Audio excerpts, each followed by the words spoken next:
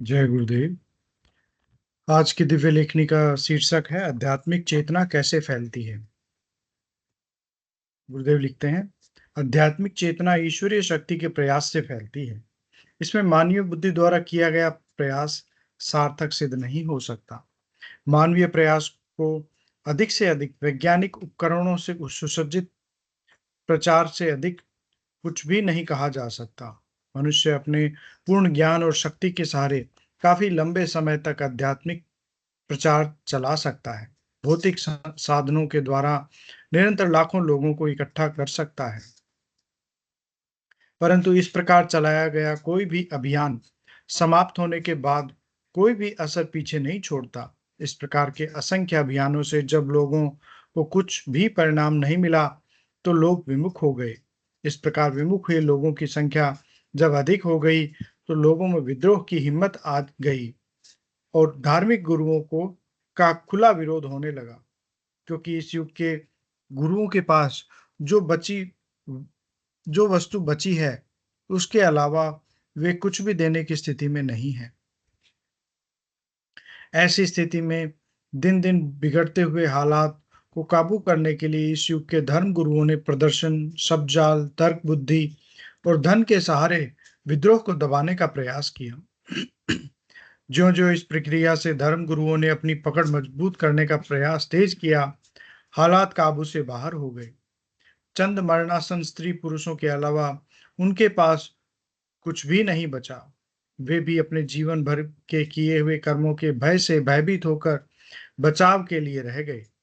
अपनी ही तस्वीर से भयभीत ये शक्तिहीन असहाय लोग कुछ भी करने की स्थिति में नहीं है।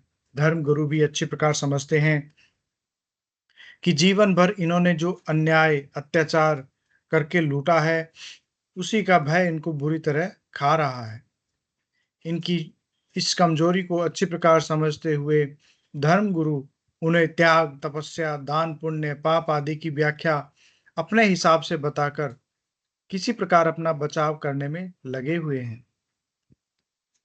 सृजन की शक्ति तो चढ़ते हुए सूर्य में होती है, इसलिए संसार का मानव उदय होते हुए सूर्य को नमस्कार करता है। कोई भी अस्त होते हुए सूर्य को नमस्कार नहीं करता। इस युग के शक्तिहीन और असहाय धर्म गुरु अस्त होते हुए सूर्य के सहारे कितने दिन तक जिंदा रह सकेंगे, यह स्पष्ट बात है। जिस प्रकार डूबता व्यक्ति तिनके के सहारे से तिनके के सहारे नहीं बच सकता, ठीक उसी प्रकार यह कागज की नाव तो डूबेगी। अब इसे बचाना असंभव हो गया है। इतिहास साक्षी है। क्षीण होती हर सत्ता नई शक्ति के उदय होने का संकेत है। इस युग का मानव ऐसी किसी व्यवस्था में विश्वास नहीं करता जो कोई परिणाम नहीं देती। ईश्वर अगर है तो से संपर्क करके प्रार्थना करने पर निश्चित रूप से परिणाम मिलने चाहिए। परिणाम के अभाव में हमारे दिमाग में दो प्रश्न पैदा होते हैं। या तो ईश्वर नाम की कोई शक्ति है ही नहीं, और अगर है तो हमारा संदेश उसके पास पहुंच ही नहीं रहा है, क्योंकि हमारे सभी संत कह गए हैं कि ईश्वर परम दयालु है। ईश्वर कृपा के उदाहरणों से हमारे धार्मिक ग्रंथ भरे पड़े हैं। हम देखते हैं इस युग में प्रचलित आराधना पद्धति से की गई प्रार्थना का कोई उत्तर नहीं मिल रहा है। इससे यही नतीजा निकलता है कि हमारे प्रार्थना पत्र पर पाने वाले का सही पता नहीं लिखा होता है। पता अगर ठीक होता तो उसका उत्तर निश्चित रूप से मिलता। अतः इस युग के मानव को अगर उस परम सत्ता की खोज करनी है तो उसका सही पता जानना आवश्यक है। भौतिक विज्ञान ने इस प्रकार की खोज से अपनी जो उच्च सत्ता और शक्ति प्राप्त कर ली है, ठीक उसी प्रकार आध्यात्मिक विज्ञान भी अपनी परमोच्च स्थिति पर पहुंच सकता है। अब समय आ गया है कि अब वह परम सत्ता स्वयं प्रकट होकर अपने प्रकट किए हुए भौतिक विज्ञान को अधीन करके संसार में स्वयं का सुख शांति का राज्य स्थापित करे। जब तक वह परम सत्ता स्वयं प्रकट होकर अपनी प्रकट की हुई ताकत को अपने अधीन संचालित नहीं करेगी, संसार में सुख शांति असंभव है। इस समय सारे भौतिक विज्ञान की उपलब्धियां तामसिक शक्तियों के अधीन है। तामसिकता का गुणधर्म हिंसा, घृणा, द्वेष और विनाश है। इन शक्तियों के सृजन इन शक्तियों से सृजन की उम्मीद के बल पर आज तक कई प्रकार प्रयास किए, परंतु सृजन के स्थान पर निरंतर निरंतर संहार ही प्रगति करता रहा। इस शताब्दी के आरंभ से ही अनेक राजनेताओं ने शांति लाने की का प्रयास किया, परंतु वे इसमें पूर्ण रूप से असफल सिद्ध हुए। प्रथम विश्व महायुद्ध ने संसार में भयंकर नरसंहार और अशांति फैला दी। सारा संसार अशांत और आतंकित हो गया। तब उन भौतिक सत्ता संपन्न राष्ट्राध्यक्षों ने संसार में शांति लाने हेतु राष्ट्र संघ लीग ऑफ नेशंस का निर्माण किया। यह प्रयास भी असफल रहा और दूसरा विश्व युद्ध पहले से भी भयंकर हुआ। तब शांति लाने का और प्रयास करते हुए उन्होंने संयुक्त राष्ट्र संघ यूएनओ का निर्माण किया, परंतु हम देख रहे हैं कि यूएनओ भी शांति लाने में पूर्ण रूप से असफल हो चुका है। संसार में इस समय एक एक भी ऐसा क्षण नहीं बीत रहा है जिसमें भौतिक विज्ञान ने नरसंहार बंद किया हो। वर्षों से संसार किसी न किसी हिस्से में नरसंहार और युद्ध निरंतर जारी है।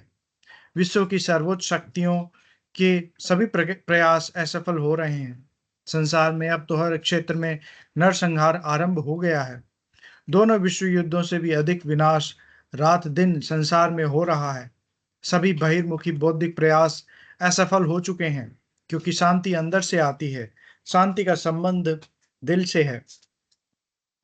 अतः अंतर्मुखी आराधना से उस परम सत्ता से जुड़े बिना शांति असंभव है। मैं प्रत्यक्ष रूप से अनुभव कर रहा हूं कि जो विकास मेरे तथा मेरे गुरुदेव में हो चुका है, वह आध्यात्मिक और भौतिक जगत में प्रत्यक्ष परिणाम दे रहा है। मुझसे जुड़ने वाले सभी लोगों को वह परम आनंद और परम शांति मिल रही है, जिसको कि मैं विभिन्न संतों ने नाम कुमारी और नाम अमल की संज्ञा दी है।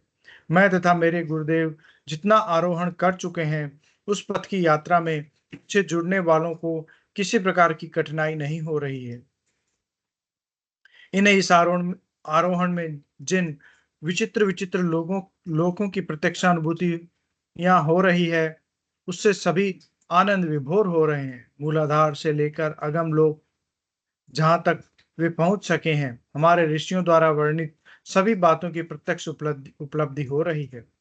इसके साथ साथ सूक्ष्म शरीर और कारण शरीर से संबंधित अनेक प्रकार की घटनाएं आध्यात्मिक शक्तियां पहले बता रही है, और सभी क्रमिक रूप से भौतिक जगत में सत्यापित हो रही है।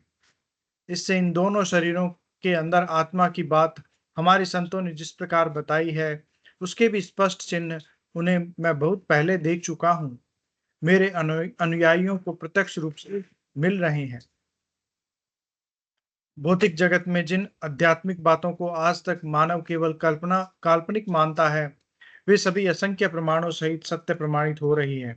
मूलाधार से लेकर आज्ञा चक्र तक के माया के जगत की सभी शक्तियों की प्रत्यक्षानुभूति त्रिगुणमयी माया ब्रह्मा विष्णु महेश सहित हो रही है। ये सभी शक्तियां भौतिक जगत में भी सत्यापित हो रही हैं। आज्ञा चक्र से ऊपर के लोग पूर्ण रूप से सात्विक हैं, तथा यहाँ शब्द का रूप बदलकर निरंतर सूक्ष्म रूप धारण करता जाता है। अतः इनकी प्रत्यक्षानुभूतियां पूर्ण रूप से मानवीय भाषा में व्यक्त नहीं की जा सकती। पूरे प्रयास के बावजूद सभी अंत में यह कह देते हैं कि जो कुछ हम देख रहे हैं, सुन रहे हैं और अनुभव कर रहे हैं, उसे हम भाषा द्वारा व्यक्त करने में अपने आप को असमर्थ महसूस कर रहे हैं। परंतु बहुत बार लोग पूछते हैं कि क्या इन रहस्यपूर्ण बातों को कभी मानवीय भाषा में बताना संभव होगा। मैं उन्हें हमेशा एक ही उत्तर देता हूँ कि मैंने तुम्हें प्रारंभ में ही बता दिया था कि अध्यात्म ज्ञान प्रत्यक्षानुभूतियों और साक्षात्कार का विषय है। इसमें मानवीय बुद्धि और ज्ञान कुछ भी सहयोग देने की स्थिति में नहीं है। यही कारण है मैंने आप लोगों को आज तक कोई उपदेश नहीं दिया, कोई कर्मकांड या बहिर्मुखी आराधना की भी सलाह नहीं दी। मैंने हमेशा यही बात कही कि इस जगत में प्रेम, सद्भाव, समर्पण, दया और सात्विक भाव से ही कुछ प्राप्त किया जा सकता है। संसार के भौतिक वैभव से यह प्राप्त होने वाला ज्ञान नहीं है। भौतिक सत्ता तो अपने अधीनस्थ बहुत ही छोटी शक्ति है।